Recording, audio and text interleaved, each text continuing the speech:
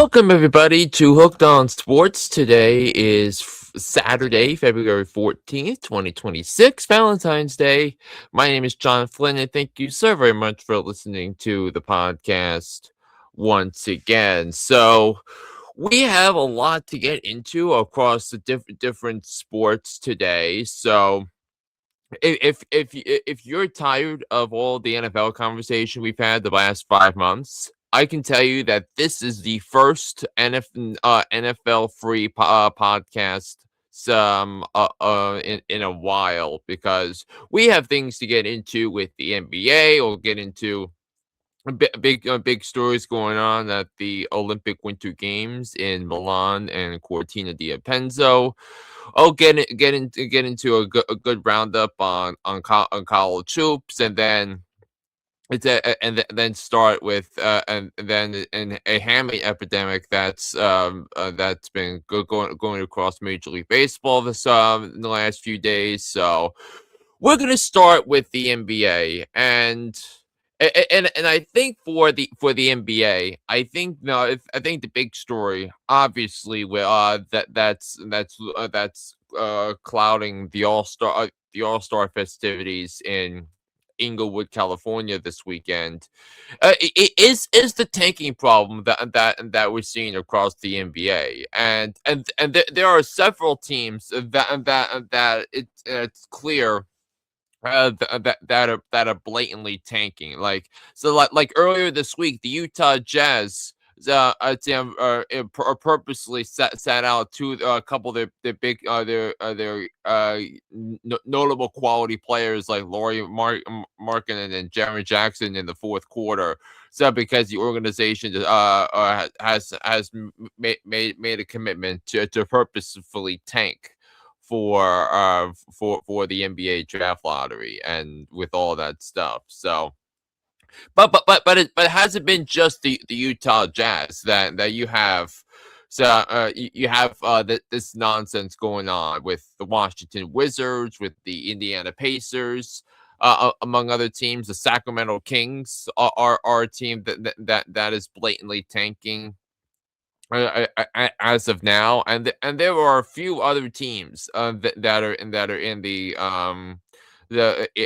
in the conversation for that. Portland has been not really trying to win in the West. You got the Pelicans as an example.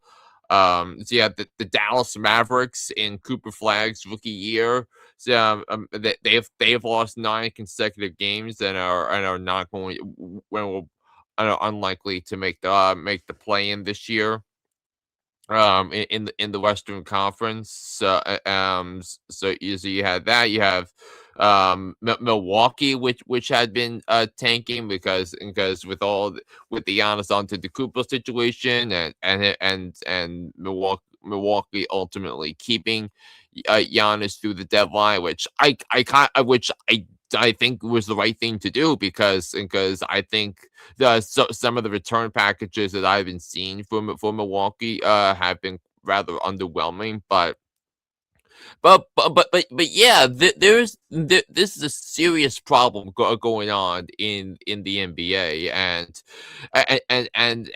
there is no confidence from any rational basketball fan that they have the right leader in the executive office in the NBA to get themselves out of this mess, because Adam Silver is so stuffed with corporate interests, so that interfere with the integrity of the sport, that I do not believe he is capable of getting the NBA out of this mess, with all with all the tanking stuff, because in theory, what the NBA has really become the last for the better part of the last 5, 6, 7 years has really been a 2-month sport, where which has been the playoffs because that's really ultimately what it comes down to. Whether you have your star players or whether you don't have your star players, and how capable the teams are at competing at a high level with all that. So there's a starch difference between a large difference, I should say, between the top and the bottom with the teams that are really trying to push for a championship, like Oklahoma City, like San Antonio, like Houston, or like the Pistons, which is a young and coming team at which and and with Kate Cunningham in a year under with his big max extension being in effect. You have the Knicks trying to bolster their roster ahead of the playoffs, and those could be stories that in theory we should try and follow more often than that, but because the lack of effort, a lot of lopsided games. So that's really should be a major cause for concern and major red flags all the way around for the NBA and its corporate partners. But it doesn't seem like the owners care, because as long as they get the money, which is so often the case, and why you see less of the owners being in touch with the fans right now. I mean, look at what happened on Wednesday night in Philadelphia. I mean, I went to my second NBA game ever on Wednesday, because it was between the Knicks and the 76ers. And for the Sixers, as a Paul George was suspended, Joel Embiid did not suit up, and they traded a really good guard, Jared McCain, to Oklahoma City, which is kind of crazy, and they lost by 49 points at home on their home court to the Knicks. So that you had the Knicks fans take over the Xfinity Mobile Arena in Philadelphia and turned it into MSG South. So of course then that should be a problem. That the regular season should mean something. That you might have to think of having changes. Now, having said that, there are two things that I also think could be true about this. No, number one, I don't believe the draft lottery should go, because more often than not, it punishes teams for tanking. If you look at teams like the Nets last year, so they wound up having the second or third worst record in the NBA, and in turn had the highest chances of landing the number one overall pick. They got sent down to fifth. So more often than not, for these teams, tanking backfires. I'm more opposed to eliminating the draft lottery instead of keeping the draft lottery. But what's also sus is what transpired last year, with the Dallas Mavericks, that the Mavericks inexplicably, Nico Harrison inexplicably trades Luka Doncic to the Lakers, because for a boatload of crap, including a crappy return, including Anthony Davis. And by the way, Anthony Davis was traded to Washington, and Washington's is tanking by not letting him, by having him sit out the rest of the year, because of injuries and not being in tip top shape. So.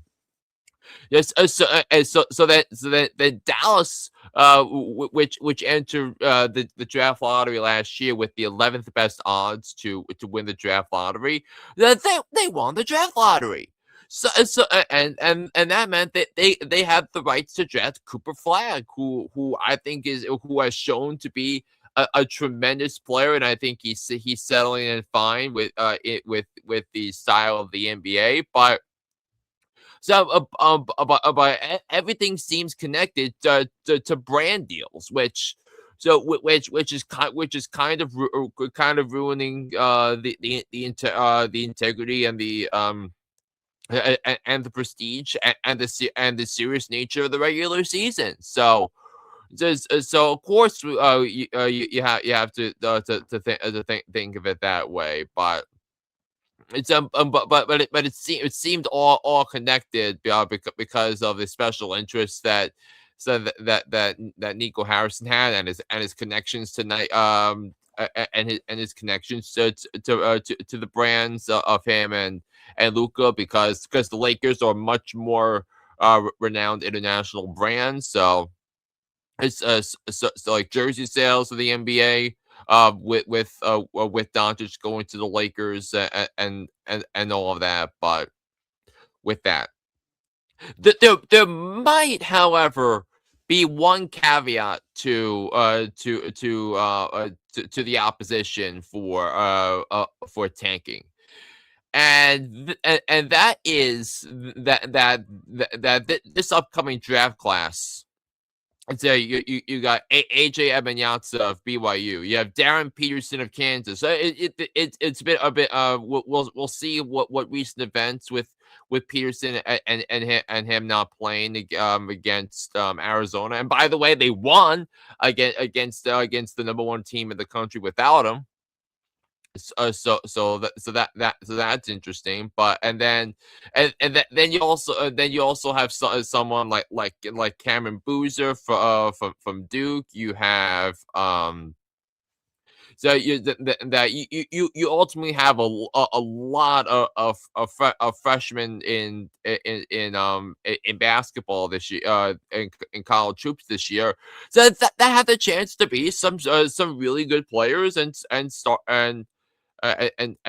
players who I think are going to be sensational this year. So I think you look at that for the NBA, and people believe this is the best, deepest, most talented draft class in the NBA since the LeBron, Melo, Bosh, Wade draft class in 2003.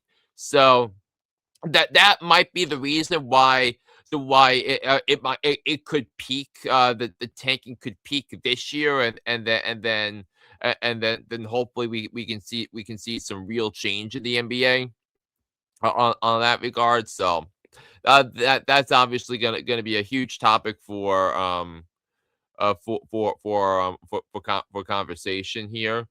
Um with that in mind. So we have that in mind. So that's a big topic of conversation. So this podcast right now, as I'm recording, it's 11 o'clock, and they're starting the speed skating 500 meters a competition at the Olympic Winter Games. So I think there are some big storylines, obviously, for these Winter Olympics, and there has already been some weird, wacky stories that have come out of the Olympics. That you have you have the crotch scandal that has upended the world of ski jumping. So you have a Norwegian by multiple medal winning biathlete at these Olympics cheat on his significant other in these games. So not exactly the best sort of romance story that comes out of these games. So that's something you have to monitor with that, and this being Valentine's Day. So not exactly something I should be discussing on this, but it's a reality, so it has to be. But I think that there have been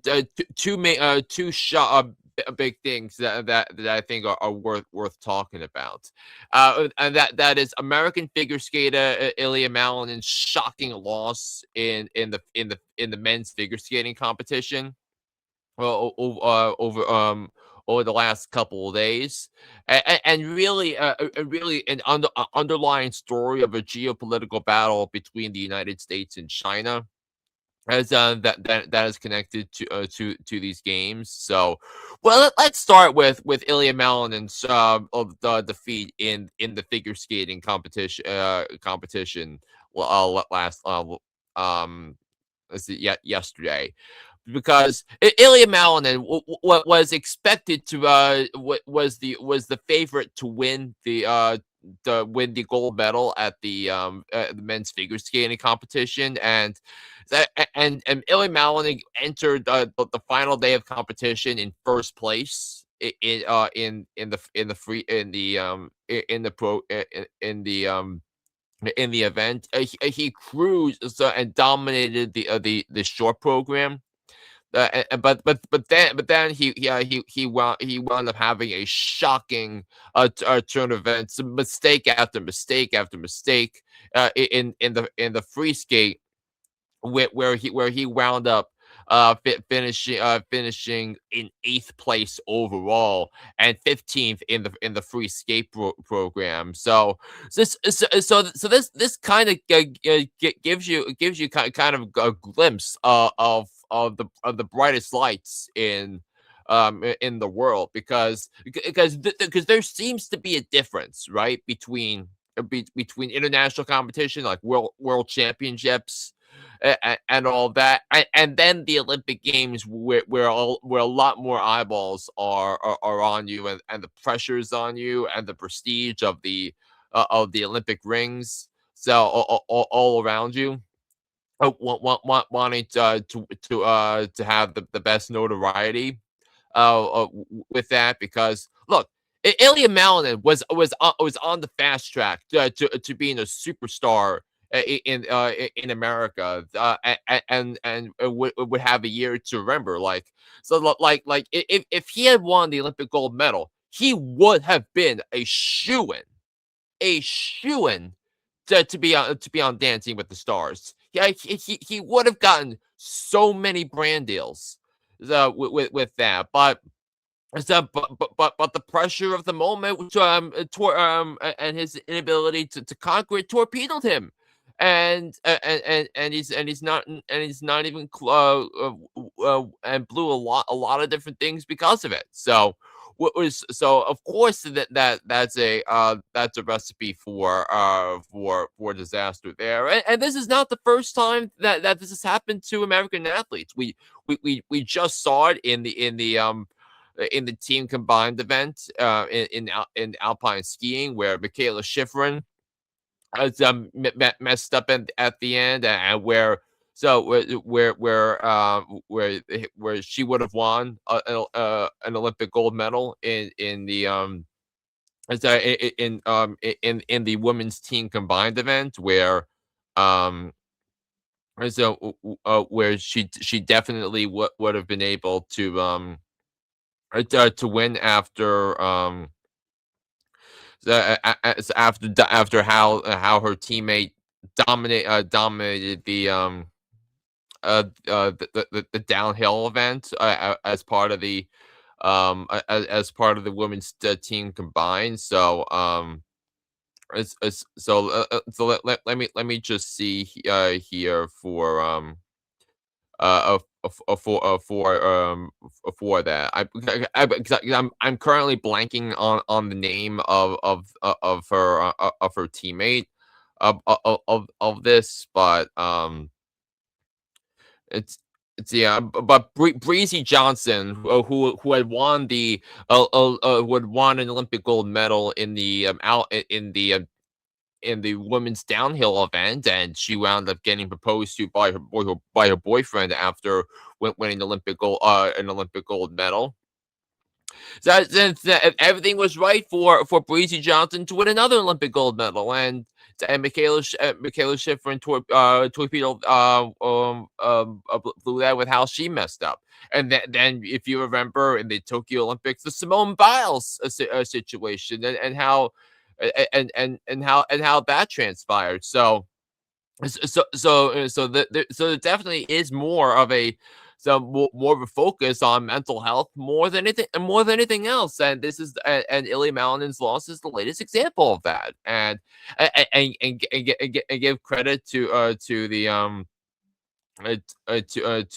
to the skater to the figure skater from Kazakhstan who wound up winning the gold medal. Mikhail Shidorov, who wound up winning in that one. So, which I believe was only the second Olympic gold medal Kazakhstan has ever had at the Winter Olympics. So that's something to be considered. So with that. Another big story that I think is worth discussing so far from these games is what transpired with Alyssa Liu and Elieen Gu. Liu is an American figure skater, while Eileen Gu is a freestyle skier, born in America but representing the People's Republic of China at the games. Both of these athletes were born and raised in the Bay Area. That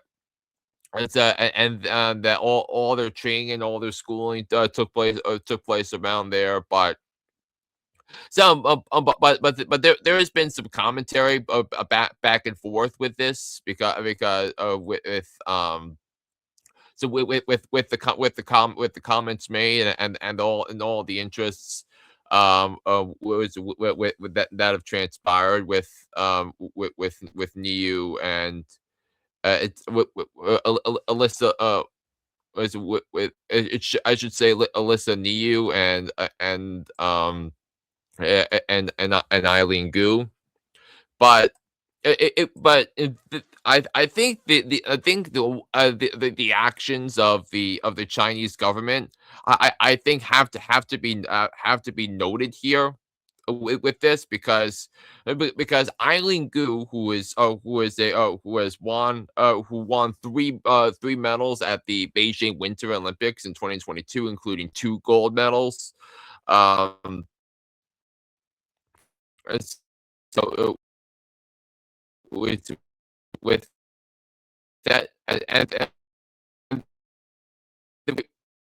there was a big thing with um so with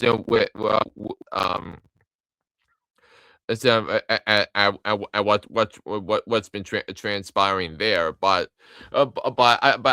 Eileen Gu renounced her U.S. citizenship a few years ago.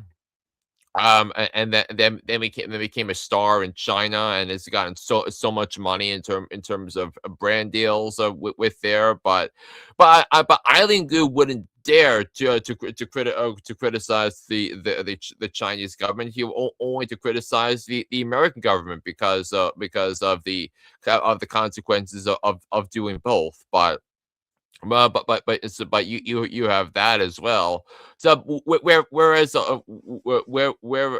you look at um Alyssa Liu, so her father was protesting at the 1989 Tiananmen Square events, and he wound up getting out of China and emigrating to the United States. So of course the difference between those two is certainly night and day, and it also points to more of an underlying battle here. So with influence between the United States and the PR People's Republic of China. So that's definitely part of underscoring a theme here with all these geopolitical situations going on around the world. So you have that as well. So I mean, my hope is I explained this the best I could, but but there's so much stuff going on at the as at the Olympic Winter Games, and this dispute between Alyssa Liu and Elieen Gu is definitely one of them.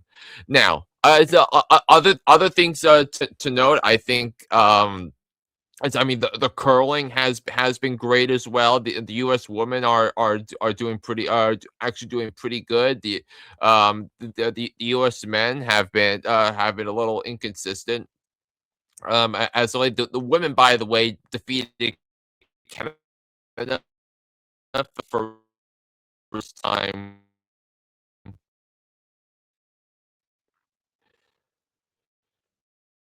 in their Olympic history. Uh, with um so where they able to to beat Canada in competition for the first time. So you definitely have that as as something in there. So the hockey, the U.S. women are just dominating in every single facet of it. That in each of their 5 matches so far, that they have scored at least 5 goals, and that and they and maybe the more impressive was a 6-0 win over Italy on yesterday, where they had more goals scored than Italy had shots taken. So you kind of have to think that unless the U.S. wins wins the gold medal, which it is widely expected to, and it definitely appears as though they'll be on a collision course with Canada in the final, depending on how other things go. So you have that as well. So you had that, and then you also have you also have the men's side with um so the men's hockey squad, which is expected to be in the conversation, of course, them in Canada to be the favorites to win the gold medal at the Olympics. That the Chuck brothers have shown up so far. The Hughes brothers that are there, Jack Hughes and Quinn Hughes have been simply superb and sensational. As what I would expect to happen. So so you have all those things as well here. So that's in the conversation as well, and we'll try and get into some more storylines with the Milano Cortina Olympics coming up a little bit later. So and now on to college hoops, and I think it kind of seems that we have more of a clearer picture of what we think could transpire in the NCAA tournament next month, and we are 4 weeks away from Selection Sunday, and I think you're going to see some see some more separation from the pack here for for for men's college hoops here. So and I think it becomes more apparent that that I think the Big Ten and the Big 12 have seen the best college basketball competition of any conference, any of the conferences in the country right now. That in the so that in that you have Michigan, you have Illinois, you have Purdue, you have Michigan State, you have and you have other things as well here. But I think what Wisconsin has been doing, I think that they have 3 wins, 3 outstanding victories against top competition. As and they deserve to be be celebrated and validated. Nebraska, being a huge surprise for a lot of folks. And Nebraska has never won an NCAA tournament game before. So could this be the year that they finally stop that? And then with the Big 12, you basically have 6 teams that are givens for the tournament. And I think you might have a couple of other teams that'll join the party as well. I think you're looking at Arizona, Iowa State, Houston, Texas Tech, BYU, Kansas. I think if I think you might have more than half of the teams in the Elite Eight this year come from those 2 conferences. That's just how good those conferences have been. So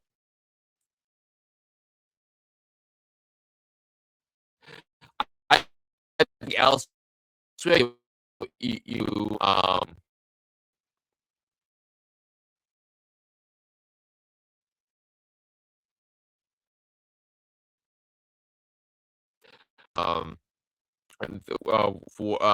because I think Florida is playing some outstanding basketball right now. You have that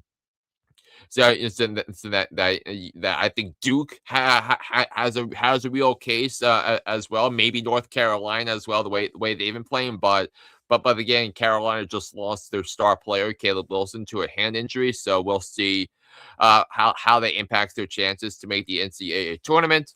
And then you look at UConn, the Big East, and St. John. So those are current only the 2 givens right now from the Big East. Villanova is close, but it looks like Villanova is looking pretty good with their chances to make the big dance. So we'll see how that transpires as well. But still a long ways to go between now and the start of the NCAA tournament, and there's so many things that can happen there.